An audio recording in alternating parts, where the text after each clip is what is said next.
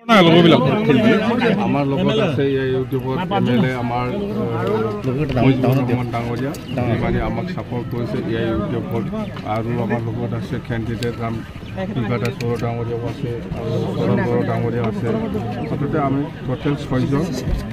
আমাক এন্ট্ৰি দিছে আমি এতিয়া মনোনয়ন পত্ৰ দাখিল কৰিম স্যাৰ কিমান ভোটৰ আশা কৰিছে স্যাৰ এবাৰ 2 লাখতকৈ বেছি ডিফাৰেন্সত আমি জিকিম 2 লাখতকৈ বিজেপি কোনো ফেক্টৰ নহয় স্যাৰ বিজেপিও ফেক্টৰ নহয় কংগ্ৰেছো ফেক্টৰ নহয়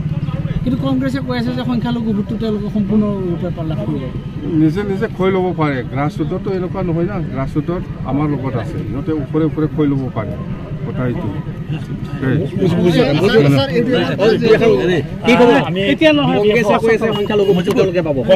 আমি সংখ্যালঘু 20 বছৰ 30 বছৰ ভোট দিছো আমি বিজেপি খটাব পৰা নাই দৰঙৰ পৰা এইবাৰ বিপিএফে খটাব পৰা একেবাৰে সংখ্যালঘু মানুহ এবাৰ দুৰ্গাদাস বড়োৰ লগত আছে বিপিএফৰ লগত আছে ইভেন মই বিধায়ক তেখেতসকলৰ লগত ৰাইজ দলগাঁও ৰাইজ তেখেতসকলৰ লগত আছে সংখ্যালঘু ৰাইজ এইবাৰ বিচাৰিছে বিজেপিক দৰঙৰ পৰা মঙ্গলদৈৰ পৰা হটাব লাগে দলগাঁৱত আপনাৰ চাব কংগ্ৰেসে ভোট 30,000 ক্ৰস কৰব নোৱাৰে স্যাৰ উদালগুৰি বিপিএফে আপোনালোকৰ সমৰ্থন কৰা নাই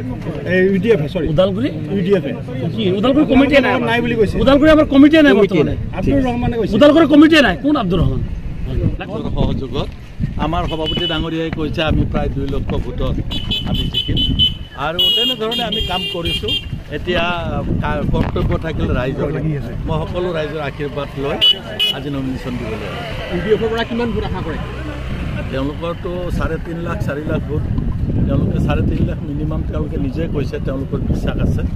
গতিকে মই ভাবোঁ যে তেওঁলোকৰ ভোটখিনি হ'লে আমি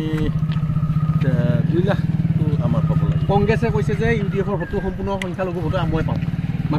কংগ্ৰেছক এসময়ত আমিও সমৰ্থন দিলোঁ এডিএফও দিলে কোনোদিন নিজিকিলে ক'ব নোৱাৰোঁ তেওঁলোকে কি ভাবি কৈছে মই নিষ্ঠাবান কংগ্ৰেছ কৰ্মীসকলক আহ্বান জনাম তেওঁলোকে যাতে এইবাৰ ভাৰতীয় জনতা পাৰ্টীৰ প্ৰাৰ্থীক পৰাজিত কৰাৰ স্বাৰ্থত বিপিএফৰ নাঙলৰ ছবিত তেওঁলোকক ভোট দিলে পৰাজিত কৰিব আজি কিমান মানুহ অংশগ্ৰহণ কৰিছে আপোনালোকৰ তেওঁলোকৰ নহ'লে 20 বছৰৰ ছেক্ৰিফাইচ এনে যাব মই নিষ্ঠাবান কংগ্ৰেছ কৰ্মীসকলক পুনৰ আহ্বান জনাইছোঁ আজি কিমান মানুহ অংশগ্ৰহণ কৰিছে আপোনাৰ লগত 10-12 হাজাৰটো হৈছে আমি একচুৱেলি 3,000হে মাতিছিলোঁ বেছি আহিছে স্যার জো এমপি ইলেকশনত স্যার দিলীপ শইকীয়াক ইপি বুলি জিকাই দিছিল বলে সরি আপনি বিপিবে কিন্তু আনসার পোৱা বুলি কৈছে কিন্তু আপনি কি কয় এবাৰ কেনেকা কাম